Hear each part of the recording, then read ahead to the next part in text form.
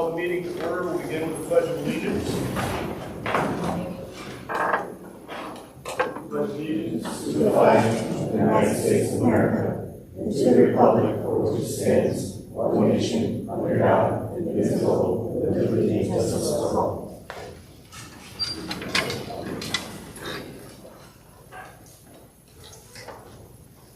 Okay, we'll begin the agenda with comments from the public on agenda and non-agenda items. The Board of Education welcomes district residents, parents, and students and other people to our meeting. Community involvement at board meetings is encouraged so that we can better understand your views. Please be aware that individual student information or particular personnel issues will not be discussed by this board during public session. When recognized by the board president, please state your name and address. Statements are restricted to a maximum of 3 minutes, and speakers will be notified by the board president when their time has expired. When speaking, the public shall direct their comments to the board and not to district staff or other audience members. Speakers shall not expect board members to answer questions during public comment. Questions shall be referred to the superintendent or his or her designee for review, study, and response. If appropriate, the board may request the issue be a discussion item at a future Board of Education meeting or Board of Education committee meeting. Is anybody in the audience who would wish to address the board at this time? Come on down.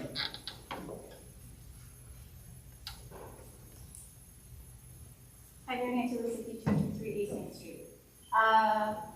Tonight is a wonderful night of celebration and recognition, and I'm sorry that she's not here right now to hear this, but I wanted to talk a little bit about Bev Alves. I've had the fortunate opportunity to meet Beverly many years ago. As GJSD president, one of the things that NYSIT does is once a year they lobby our legislators because we all know that it's important for them to try to understand what's actually happening in schools before they take action on it. And I participated in that a few times.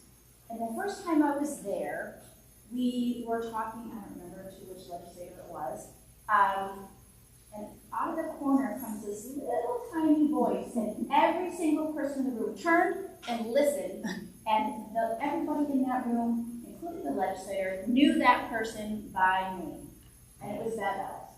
She has been an advocate for children for her entire career, from teaching to obviously tonight, for the past few years as a Board of Education member. So I just wanted to take a few minutes to congratulate her and thank her for her service as she continued to work toward our shared goals of creating a viable,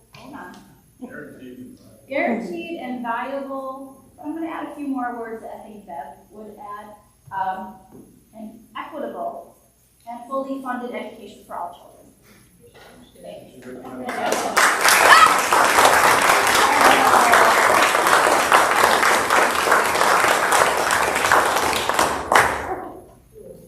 Bev, you missed it. I thought it was for me.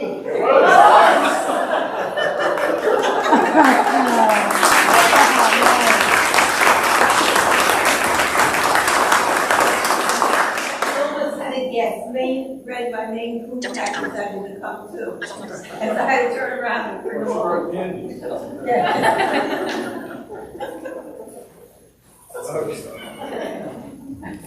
Okay, so anybody else wish to address the board at this time?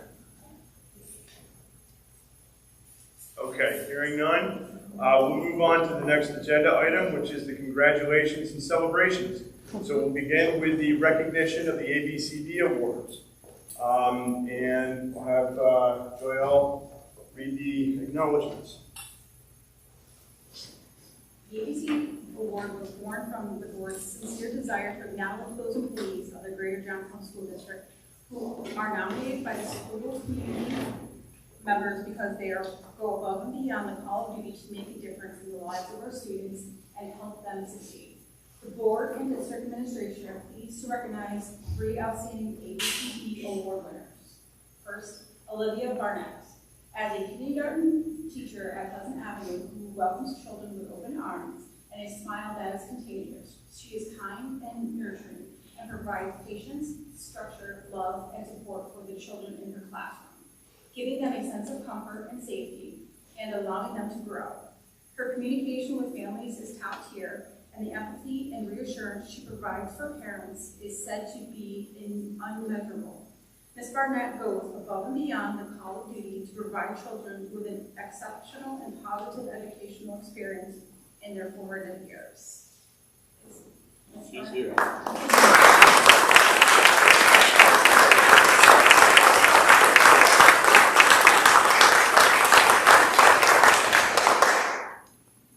Congratulations. You're welcome to say something if you want. Otherwise, okay. Don't go far, don't go far. Stick close, we're gonna have a photo. Next, we have Matt Riddell.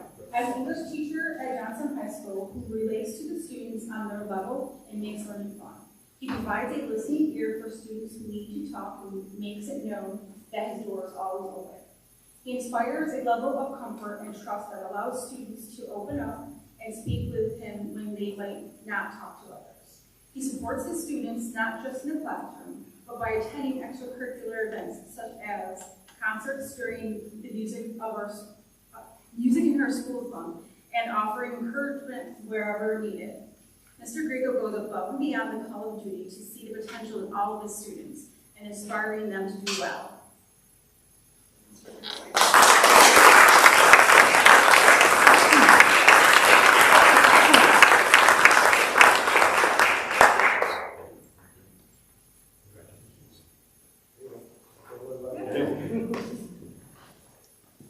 And finally, we have Kristen Mishaw. As an AIS teacher at Warren Street Elementary, where she makes it a priority to get to know all of her students and create a fun learning environment. She is currently working with third and fourth grade students on a 6-step curriculum to enhance reading and writing skills. Kristen is also involved in organizing planning activities associated with encouraging and improving the attendance of students. Beyond that, she is also the advisor for the district's Odyssey of the Mind program, which requires a lot of coordination, time, and involvement. Ms. Mishaw's amazing enthusiasm and dedication truly goes above and beyond the call of duty.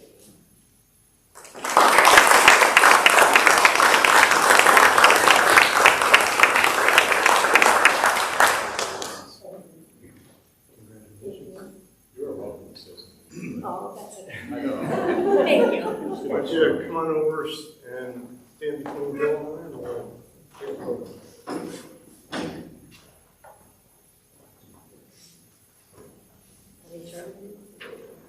Shoulder up.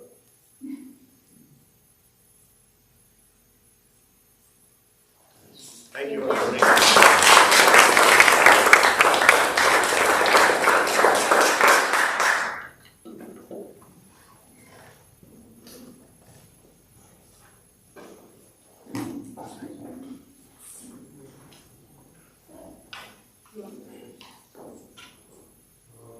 All right, so next item on the agenda is the recognition of retiring personnel and departing board members. So we'll begin with the certified and classified staff. And we have several. And I asked each of our administrators or directors who have immediate knowledge and charge of them to say a few words about each of our retirees. And retirees, you're welcome to say something. I think there are only 3 of you here tonight, so it shouldn't take too long, unless you got a long speech plan. So I'd like to start, I think, with Mr. Scott Hale, high school principal. If you could speak. You want all of them, or you want to? Yeah, I think we'll go in order. Okay. If you need a reminder, let me know. All right, so I'm going to begin with Beth Brower. That's a great day. So I'm going to be able to begin with Beth. So Beth began her career as an English teacher in 1990 here at Knoxville, here at Knox Junior High School. And I happened to be in her first homeroom. She was here her whole career until we merged with the junior senior high school.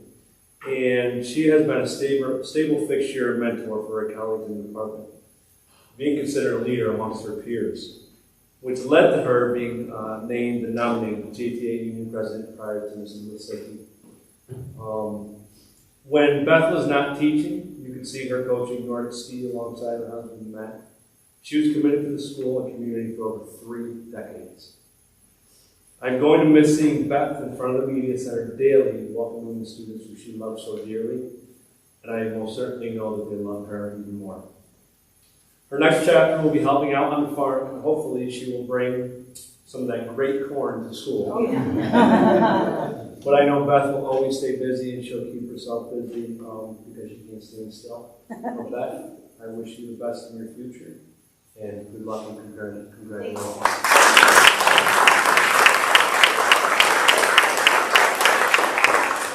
Well, we have a little gift. You won't come to us, we'll come to you. Deliver. Thank you so much. It's been a pleasure. Awesome.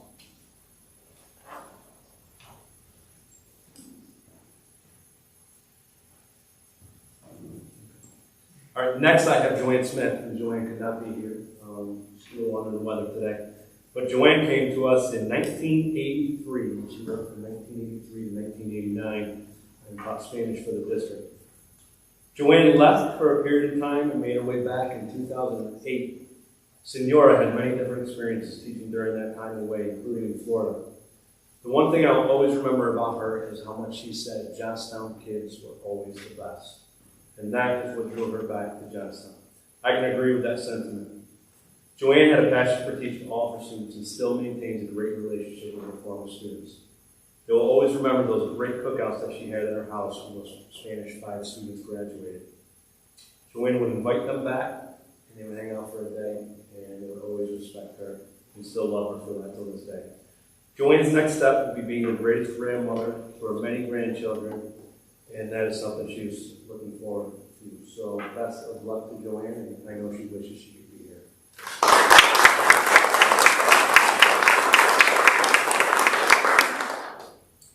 Next we have Judy Swat, who is here. Okay.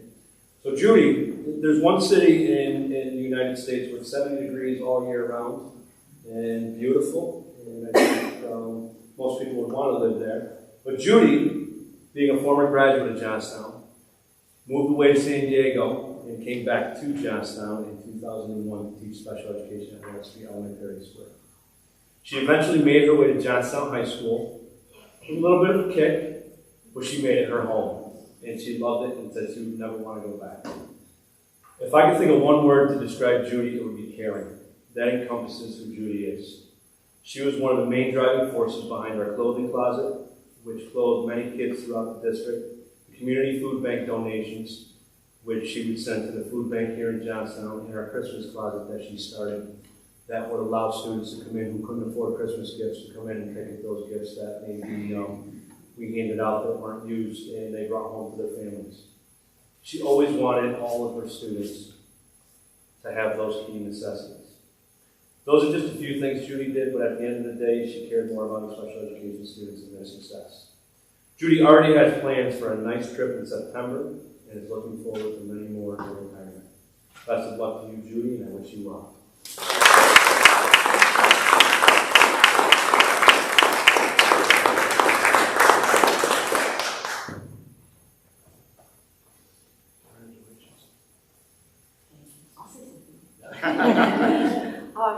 I've been through lots of superintendents in my years here and administrators, and I've made a lot of friends with a lot of the teachers just from being at Warren Street, and then that little kick up to the high school. Yeah, I don't regret it all now, but I cried every day.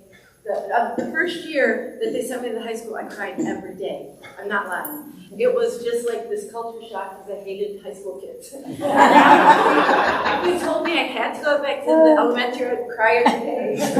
So luckily I'm done. But I just want to thank everybody, and I really love my colleagues, and you guys are the people I'm going to miss most. Thank you.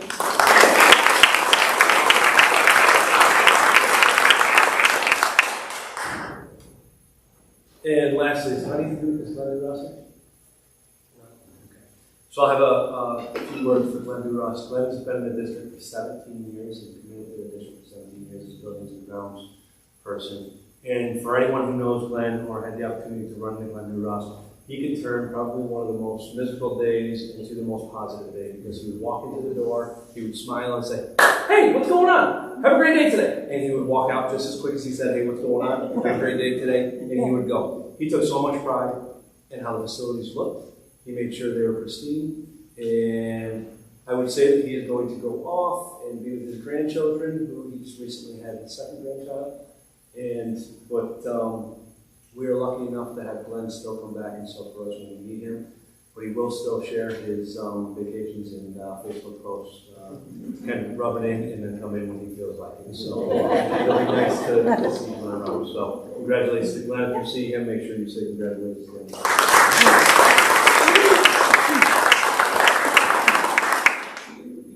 This is Corey Connor. You wouldn't mind? So I'd like to congratulate Tamara Healy on her retirement.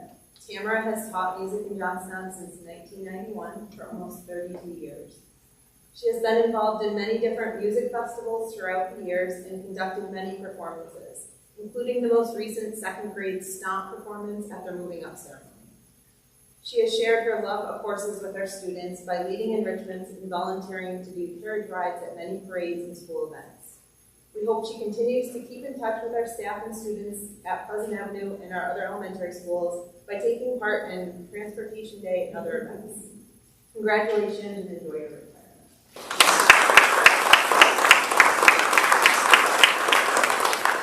And the other person I'm going to speak about tonight is Betsy Kovacic. So Betsy has been a teaching assistant for 6 years in our elementary schools. She has shared her love for reading with all of her students in her role as media TA, kindergarten TA, and pre-kindergarten TA. Her positive attitude and kindness will be remembered by all of the students and staff that she has ever worked with. She always follows with a heart whenever she talks to all of us. So congratulations and enjoy your retirement.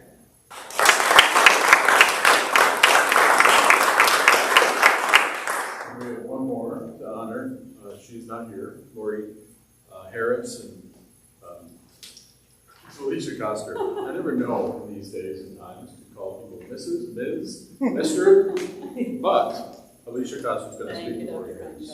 So Lori Harris has been our food service helper at the Warren Street Elementary School. She's been with the district since 2005, spending 18 years committed to our food service department through its ups and downs and struggles and trying to bring it out of a financial deficit over the last couple of years.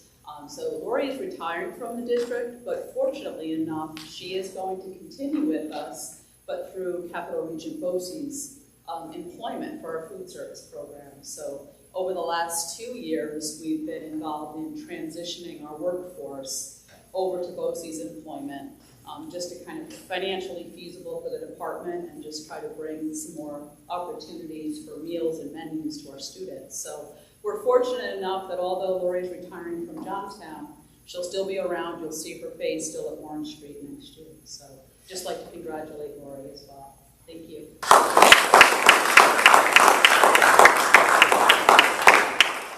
Okay, I'd like to say a few words on behalf of Ms. Beverly Elves, who is leaving board service at the end of this meeting. And I've gotten to know Bev, I'd say a little bit, over the last 3 years that we've served together on the board.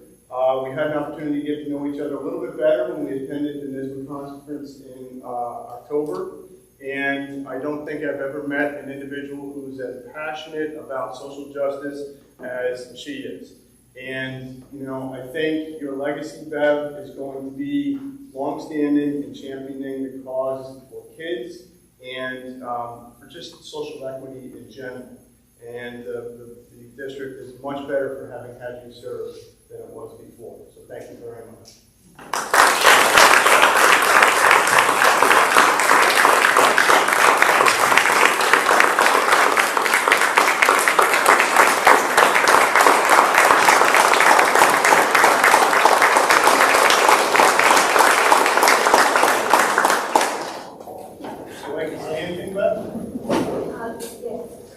As an educator myself, I want to say how impressed I am by the school district. I was a teacher for 34 years. And I really appreciate the opportunity and honor to be on the board. And I really think that this is a wonderful school district. So thank you all for all you're doing and for the care that you have for our kids. Thank you.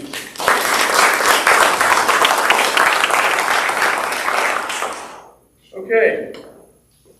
So we're going to move on to the recognition of Scholar Athlete teams.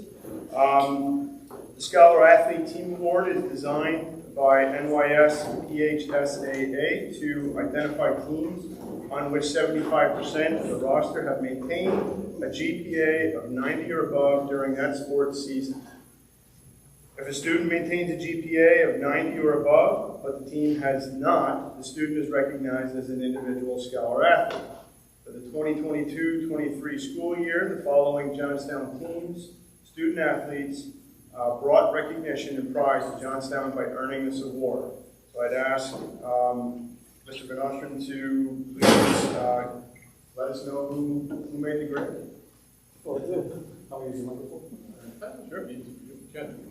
Good time. All right, so going to recognize all of our Scholar Athlete teams and our Scholar Athletes from this past year. This year we did a little bit differently. We actually recognized all of those teams and our athletes at our sports awards. We had 3 times a year, fall, winter, and spring.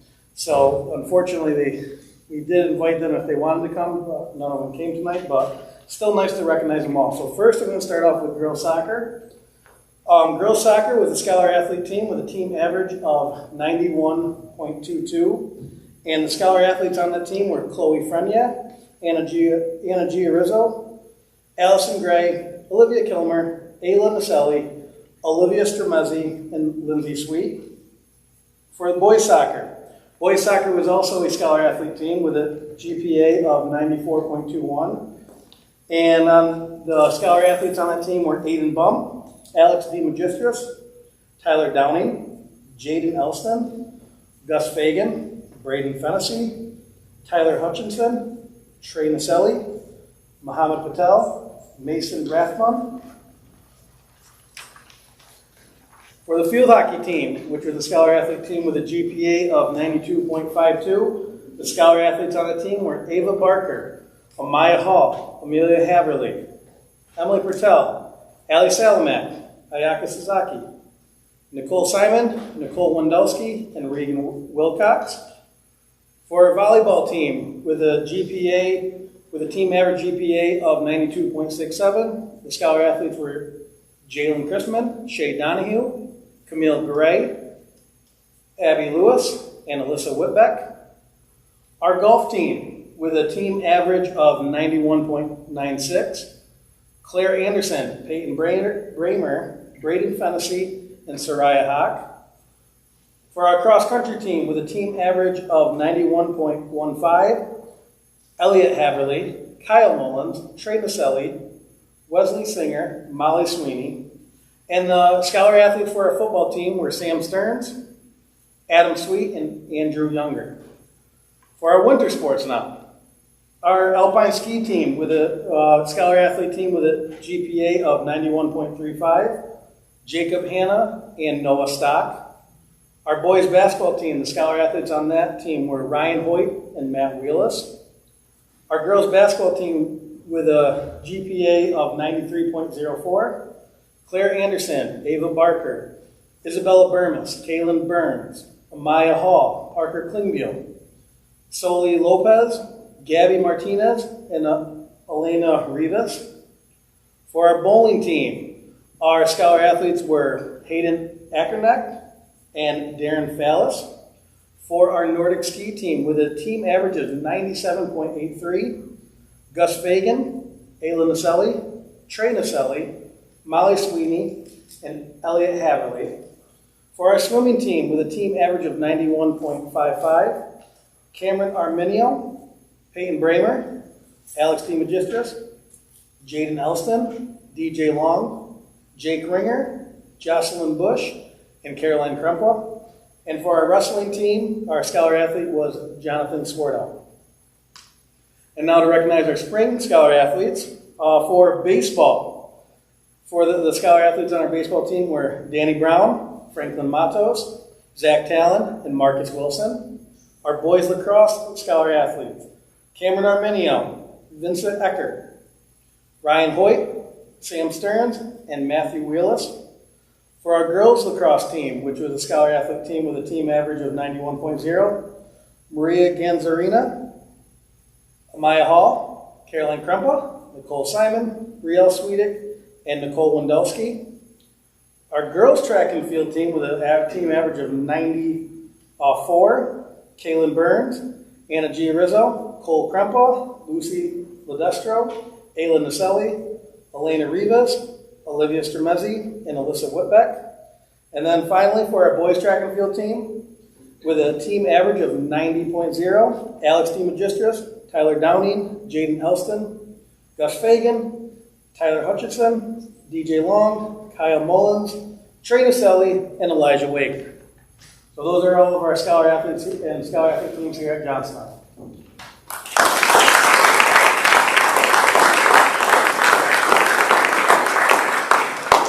Okay, so next on our agenda is a possible executive session, subject to board approval.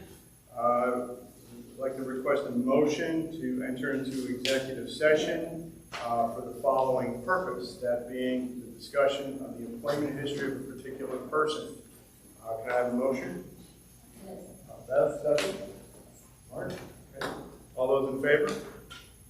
Okay, it is 6:57, and we will resume as soon as we can.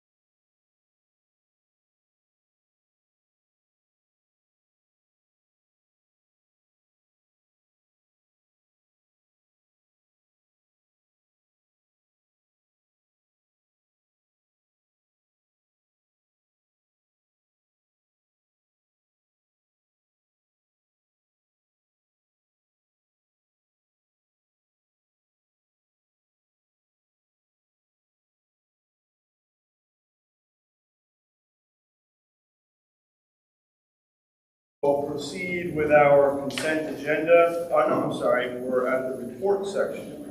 So, Dr. Crankshaw, do you have a superintendent's report? I do, if that's okay.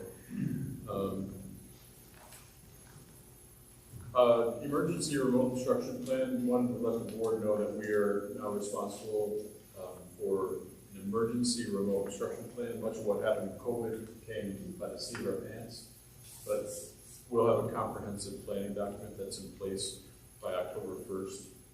I'll probably share it with you at some point, but I thought I'd let you know. You may have heard the Asian Lunar Year holiday was recently approved by both houses of the legislature in New York State, which means there's another day observed by schools for students, not necessarily staff. We happen to have JK workdays caught in our contractual agreement, so I don't know how it's all going to play out right now, but there's an additional, so it was Juneteenth most recently. It's the Asian Lunar Year, which was recently passed. There's another New York City, also, just in case you don't get confused, Denali, is it Diwali? Diwali was also passed for schools in New York City, but not outside of New York City. A couple things on programs and initiatives. I'm reading through a new document New York City Education Department calls creating a safe, supported, and affirming school environment for transgender and gender expansive students. If you can key in on the word expansive for a second. That was first published in 2015, and instead of the word expansive, the word non-conforming was used. And so we're all kind of reviewing that as school districts in New York State at this time. And I'm not sure how it's going to impact our policies and things, but you should know that this speaks to human rights law, to protect students from discrimination, as we already have those marching orders, of course. But I'm sure we'll have the opportunity to discuss this as we look at our policy in the coming years, certainly as we go to update our comprehensive instructional plan, including our code of conduct and many of those documents. I'm hoping the board has a retreat this summer. I can explain a little bit more in detail with the board, what this means and the implications. Another topic today, I attended the Foothills meeting with Brian Van Austrian. It was a very productive meeting. We set some ground rules, an ad hoc committee for decision making. We set up a process where they'll have officers down and take notes and set agendas and decision making, and that's really refreshing. That's a really positive move. Whether or not they accept us as an associate member, but we're working hard to make sure that Johnstown has at least a fair shot and a clear reason for decision making. And so Brian may hate this, but I'm going to plan to go to any Foothills meeting I can over the next year and sort of advocate for Johnstown in the right process. So kudos to Brian. I think Brian represents us well at Foothills. It was nice to see you there and the respect that you have of your colleagues. I'd like Nicole just to speak for a second about some academic success we recently have seen in some of our data for New York State testing program. Yeah, so as you know, our students just recently took in April and May the 3-3 ELA and math assessments. And you all tasked us when we went to a new curriculum in both ELA and math that we come back and show some data. And we told you we didn't know how quickly we would see turnarounds in our district, but we saw that turnaround actually this year. So just to kind of set the groundwork in 2018-19, grade 4 ELA in comparison to the RIC, which is all of Capital Region BOCES districts, Washington, Saratoga BOCES districts, and Questar 3, and then each of them BOCES. So basically this whole area in the Capital Region. We were only able in 4th grade ELA to outperform those districts on 24% of the test. And then for our local BOCES, we were only able to outperform our HFM BOCES districts by 36%. Looking at today's data, now remember 2018-19 was pre-pandemic. We are now in post-pandemic. the results showed that we were able to outperform the RIC, so all those capital region overseas school districts, Washington, Missouri, and so on, by 59% of the tests, and our local BOCES by 86%. So kudos to our teachers there. We also had 3 through 6. Every single one of those grades in ELA were over 81%, outperforming our local BOCES. And then another great highlight was grade 5 ELA outperformed some of the toughest districts by 72%. In math though, I think we have more incredible data to share. So in 2018-19, grade 5 math, we only outperformed our RIC by 6% and our local BOCES by 34%. Today, we are outperforming in grade 5 our RIC by 84%, and 100% of the questions were outperformed by our 5th graders this year by our local BOCES. So,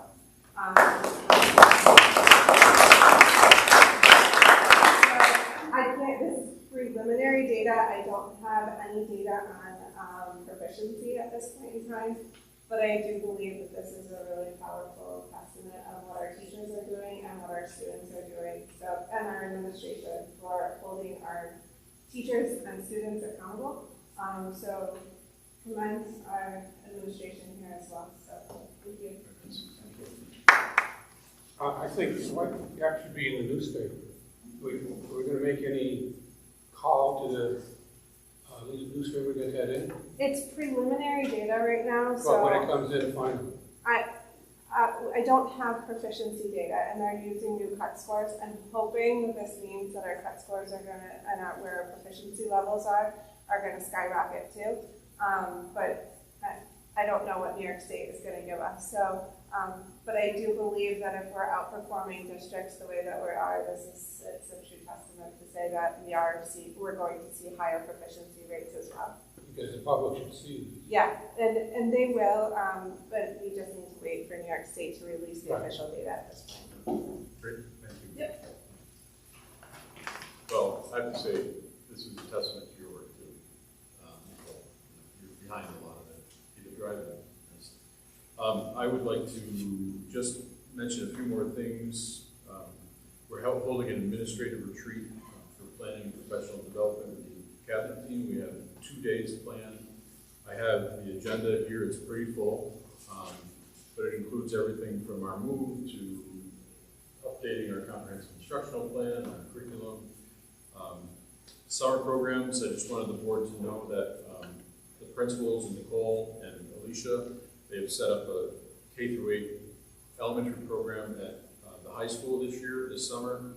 We're also, for the first time, providing transportation and food service, and we have about 20 students per grade level participating in that summer program. And on the personnel front, hiring's going well. We lost some wonderful educators, which we know, but we gained some with our waiver in terms of hiring some of the retired folks that we've been lucky enough to have. But we also have an amazing cadre of new educators. One of them is here tonight, which we'll be appointing. Just the finest quality we can imagine. We're very fortunate. We are still, experiencing those hard to reach positions in ELA, math, Spanish, sciences, especially at the secondary level. We have plans for filling those positions. A couple of new legislation requirements you should be aware of. 3020A, which is sort of tenure protections, now applies to civil service employees, not just certified folks, teachers and principals, and now it applies to our custodians, our food service workers, and everyone. That's pretty significant. Many of our organizations are hoping for the governor to veto that. I'm still reflecting on it, but I wanted you to know that came out. Dave called it to my attention. No, that was a pilot. I'll get to that. APPR is still required. This is another topic, but we don't have a conclusive plan to move to a new system. And then I'm participating in a symposium tomorrow at FM called Addressing the New York State Teacher Shortage, and then serving on a panel a little bit later with Fulton County and Montgomery County on the long-term impact of COVID on education, small business, and healthcare. So some good discussions coming up. And almost last, both chambers passed legislation that intended to address a long-standing defect in the property tax cap calculation, which relates to pilots. And I won't go into too much detail, but we will cover that in audit, budget, finance, maybe even our retreat. But basically, this is a good thing for the tax cap calculation, where pilots won't necessarily, in all facets, count against our formula, which is good news. And then finally, just a word on capital project movements. Our EPC project, thanks to Dave and Alicia, will be submitted to SED for approval tomorrow, which is 1 month earlier than planned. That's really exciting news. And then the fuel tank at JHS has been removed. Grass is starting to come up, and I can see we already need more dirt. But good things are moving on the capital project front. Many thanks to Alicia for her tireless, literally tireless work on that with Dave as well. So that's all I had. Dr. Crenshaw, Yeah. Something you said about the K-8 summer program reminded me that pre-COVID, we had a summer food program for our students. Is that sort of what you were talking about? Or is there a summer food program being planned? There's a summer food program being planned, but it's specifically for our summer school program, where right before COVID and during COVID, it was more community feeding. Yeah. This is not that, it's just food service, breakfast, and lunch for our own district. but it's prepared more meals. Hot and cold meals. Are you thinking that we're hoping to continue providing meals for? Well, sure. I mean, I know that there's a need, but I also know that the Council of Churches stepped up when districts started to kind of move away from that, so. And the hard part is the state too, they have a little bit more flexibility with the approval of community feeding during COVID, and that's exhausted now too. So the ability to apply to be a community feeding site is back to the old rules. And so it's an application process, and you can meet certain conditions to be able to offer it. So. Thank you. Okay, next up would be the employee leadership report from CSEA Rep. Deborah Jerry. Happy summer. Well, good evening, everyone. Good evening. I just wanted to address the board, President Crenshaw, Mrs. Custer, and everyone sitting in this room. We know that summer is here. The wind down of the school year is fast approaching. We only have a few more days left of instruction, and the kids will leave for the summer, and that's a sad thing. However, most all of us in this room extend our school year. We're all still busy working and prepping and getting ready for the new year. Most of us still are still working almost full-time hours over the summertime. But with that being said, I just want to wish each and every one of you a very happy summer and ask that you take a little time to yourselves and not think of work all. Same back at you, Deb. Very good. Thank you. You're welcome. Okay, I have no board report to offer. We do have a few committee reports. First up would be the Facilities Committee meeting that met on May 23rd at 6:30 here at Knox. The discussion of old business included a review of the median capital project with regard to the fact that team meetings have been occurring every couple of weeks. Design development schedule is on target so far, and they're still planning an SED submission in October. Small capital project is going to possibly run into September a little bit, mostly due to some buffering needed for possible weather delays and any kind of hiccups with construction. However, the crews, I'm told, will do their best to try to finish up before the end of August, if at all feasible. Security at Knox Field.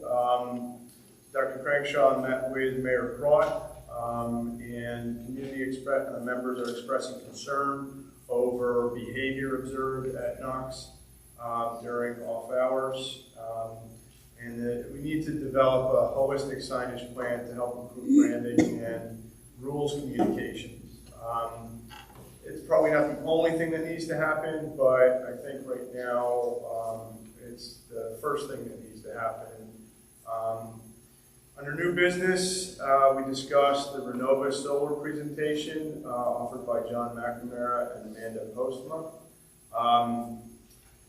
This Renova's been in business since 2003. They're based in Ithaca. This system works on an annualized basis to allow users to bank credits during high summer production to cover low winter production.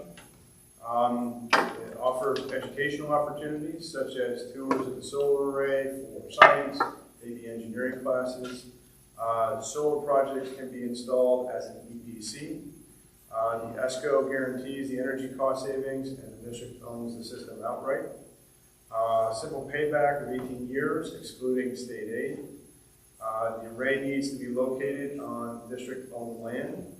Land must contain an aid-eligible building. Needs access to correct utility infrastructure with connect utility infrastructure with adequate capacity. We need to do a study to determine interconnection viability. That is something that you'll see on your agenda later this evening. Interconnection costs will impact project economics. Preliminary analysis indicates it would be about a 2.5 megawatt system. It would use about 8 acres of property.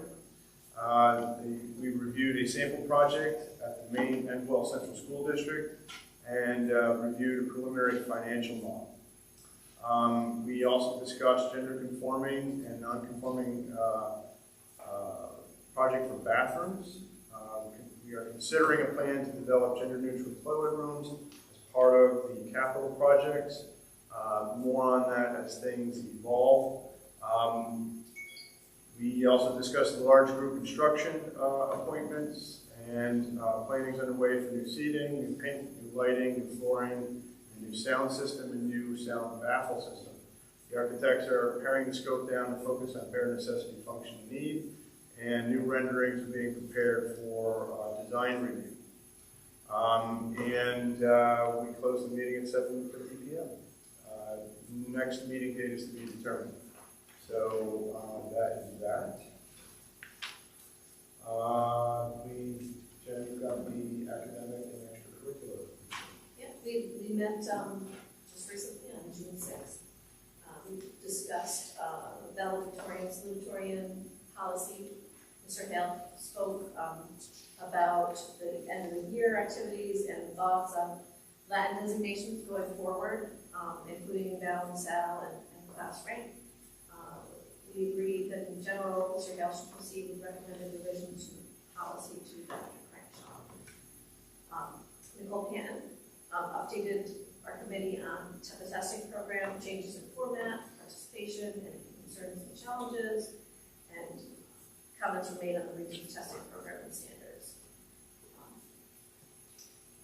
Mr. Hale also informed us of end of the year dates, including recognition events, trips, and commencement-related activities. We received an update on the move to the WAC. We reviewed Dr. Cranshaw's correspondence and emails. We officially, as a district, submitted the application to the WAC for memberships, and also the Hills League has been notified of those applications. We also discussed the reconfiguration plan and the newly aligned teacher workday, teacher assistant, teacher aide workday, and the new school nurse workday plan. We also discussed a little bit about student grade level acceleration at the secondary level. And I think we will be discussing that further as time goes on. There was a summer school update where Nicole commented on plans for grant-funded academic programs, grades 2 through 8 academic summer program, the pre-K 2-week program. The food service will be providing those students breakfast and lunch, and transportation is being provided to the students. Julie has also been working on with our principals to finalize requests for transportation and with HFM BOCES on bus routes. Nikki Lent talked a little bit to us about the extended school year program and the grant-funded programs with the ARP funds. We also discussed the transportation study results, which showed some interesting results, including that ridership versus usable capacity is low. The percentage of our fleet is higher than other industry standards. The district's spare bus ratio is lower than recommended. Door-to-door pickups are extending the length of the runs. Overlapping routes are inefficient. And right side pickups for nearly all students are inefficient. So lots of work there to do. And our next committee meeting has yet to be set. Okay, thank you, Jim. Lastly, we have the Audit, Budget, and Finance Committee meeting notes. So under new business, we discussed the summary transportation study results. We received a presentation of the transportation study from our transportation consultant. Basically, they examined the routing and centralized bus stops, trying to right-size bus capacity utilization, as we just heard from the prior report. Fund balance projections with recommendations were reviewed. Projecting expected fund balance. We reviewed the distribution of fund balance to reserve accounts. All reserve accounts will be fully funded. Final unassigned fund balance is projected to be around 8% of approved budget at this time. And the auditors will be making the determination on final numbers once they begin their audit.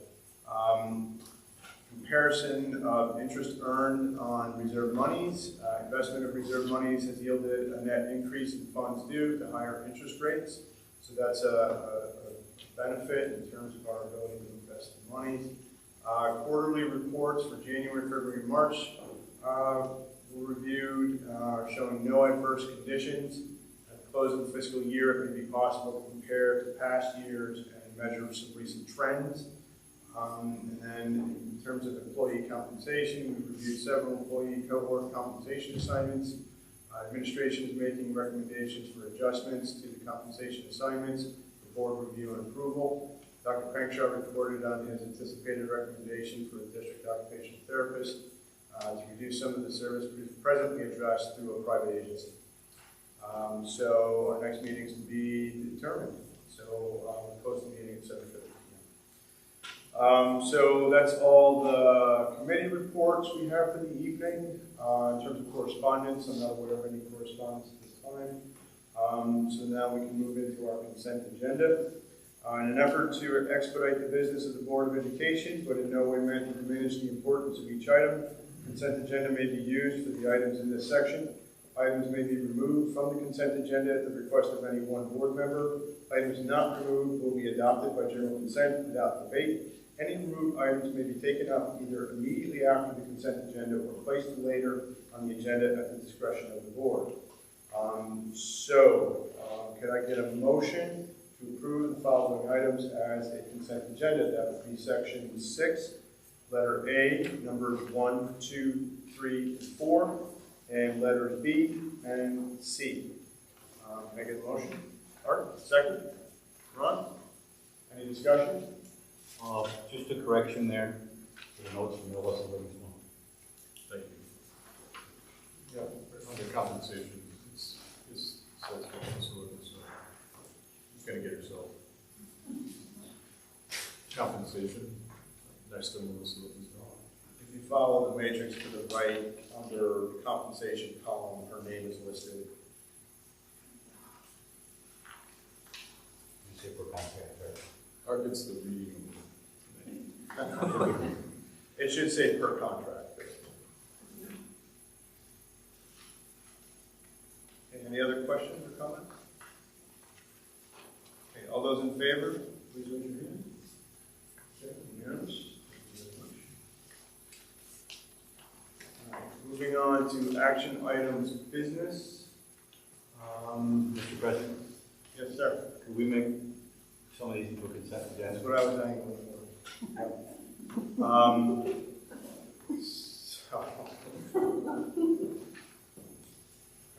So we've got some readings and adoption of new or revised policies, the application for coordinated electric system interconnection review, establish the 2023-24 capital outlay budget, annual organizational meeting, memorandum of agreement with CSEA regarding nursing workday, and distribution of projected unassigned fund balance. I'd like to maybe use that as a cohort under consent agenda item.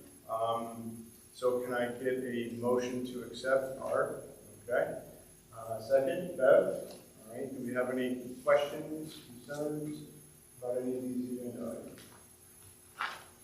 Okay, hearing none, all those in favor, please raise your hand. Okay, unanimous. Thank you. We'll see. I do not believe any of our. Yes, we have. So, what I'd like to do is include all items under action items of personnel, numbers 1, 2, 3, 4, 5, 6, 7, and 8, and number 10 under consent agenda. And I'd like to stipulate that we proceed with item 9 separately. Okay. Can I get a motion? Art, second, Ron. Any questions? Just a discussion there. I remember Mr. Bangshaw said he wanted to fix the number there from afterwards. Thank you. The correct number should be for Dr. Lewis.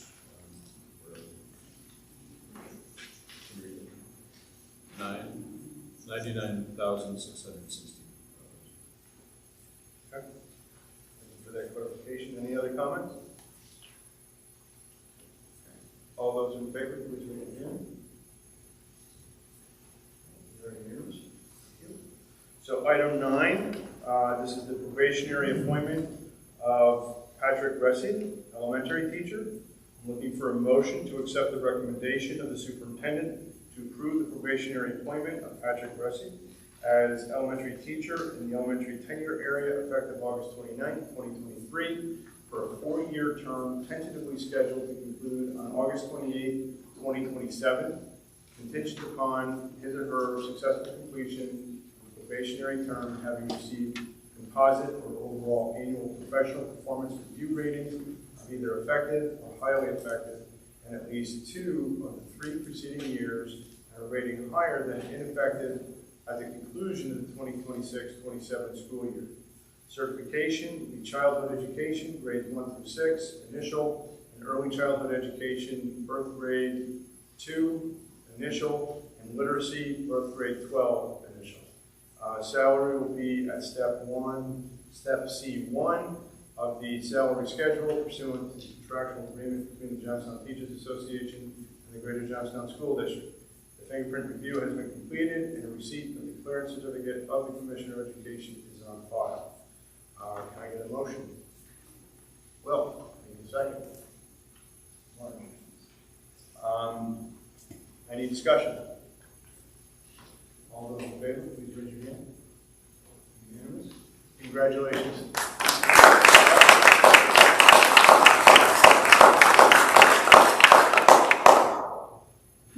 Okay, we have some board discussion items. I'm happy to take any questions on any of these with regard to policy 3282, use of school facilities for the distribution of written information.